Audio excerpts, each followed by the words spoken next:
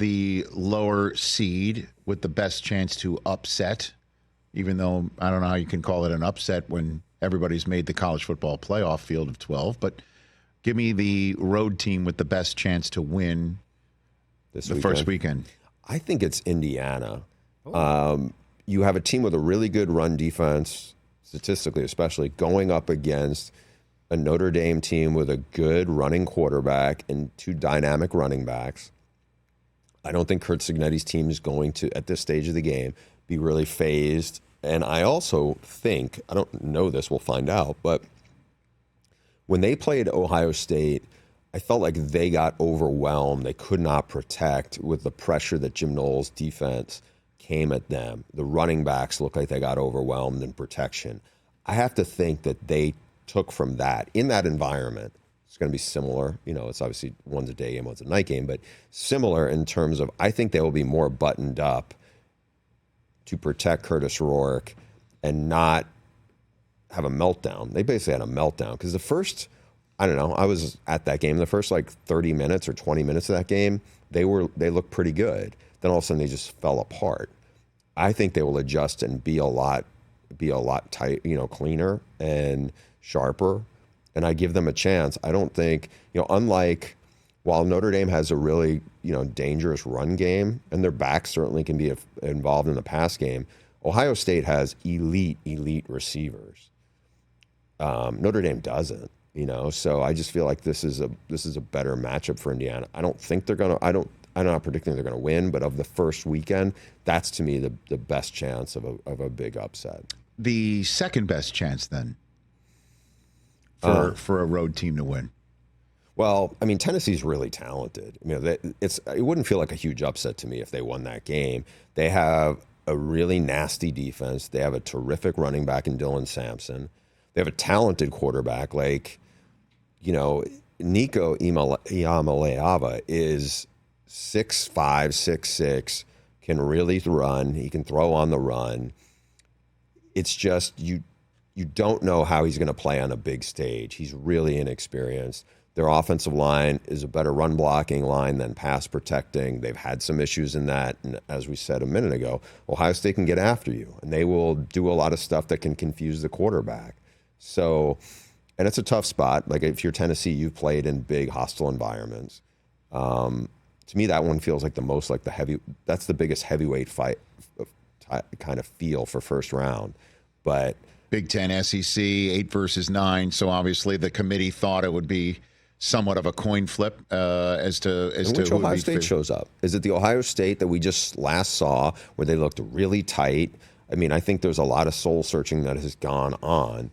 And does Ohio State cut it loose and go, look, we can beat anybody if we play at our best? And we're in that soul searching.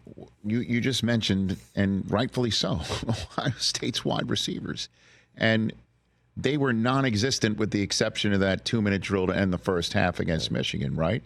So what is the game plan, do you think? Like, what Ohio State team will we see coming out on the other side of that dreadful loss at home against a blood rival that caused them to miss out on a Big Ten championship possibility and wind up in a position against a team like Tennessee at home? Like, what Ohio State team do you think we will see? I think it's a different calculus than it was with Michigan, because for some reason it felt like, Ohio State was determined to be like, we're going to impose our will. They've challenged our manhood. We're going to be more physical. We're at all costs, we are going to run the football. It didn't feel like they trusted their quarterback to throw it, whether they do or not. It just didn't feel like they better get over that and come in the college football playoffs, right? Yeah. Because that's the general, I'll tell you, man, that is the general sense, I've heard, certainly from a lot of folks in my maize and blue world. It's just like, and Charles Woodson, your colleague from Fox Sports, sat in that chair the day after it saying, it's obvious they don't trust Will Howard. Yeah. Based on the play calling, that 3rd and 10 call after they flipped they got a game-changing takeaway right there. It seemed like, what was that? Really bad. Like, it happened right in front of me early in the game. He throws a bad pick inside their own 10, And he had a bad pick in his first throw against Penn State. It turned into a pick six. Then he settled in.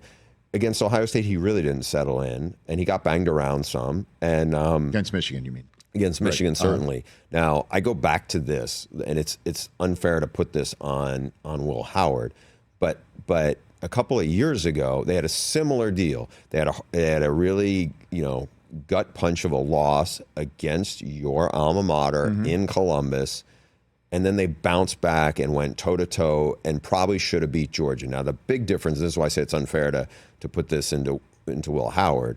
They had C.J. Stroud. And C.J. Stroud, I don't want to say he played out of his mind, but his game against Georgia was spectacular. That final drive to set up the game-winning field goal that they missed, spectacular. But that is that kid. He's super accurate. He showed more mobility than people had seen from him. It's not to say he didn't have it, right. But he was on top of his game against an NFL, as close as you get to an NFL defense you're going to get in college. Will Howard's a pretty good athlete, and he's big and strong. I don't think he throws it anywhere near like C.J. Stroud, but pretty much nobody else does in college football either. He's a high level guy in terms of accuracy and ball placement and all those other things.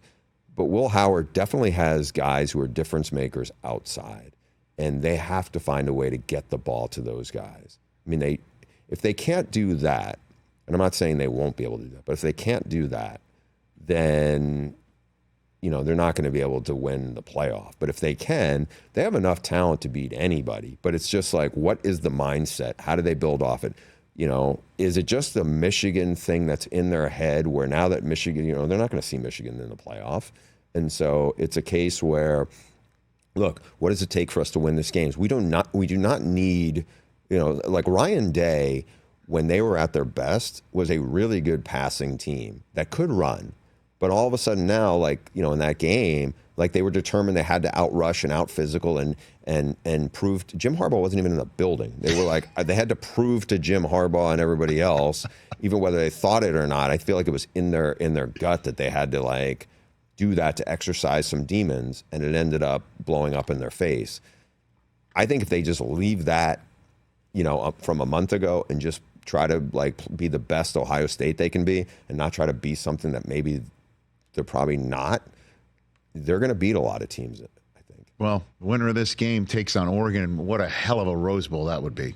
Can't wait. Yeah, I'm going to be at that on New Year's Day in Pasadena in that beautiful spot.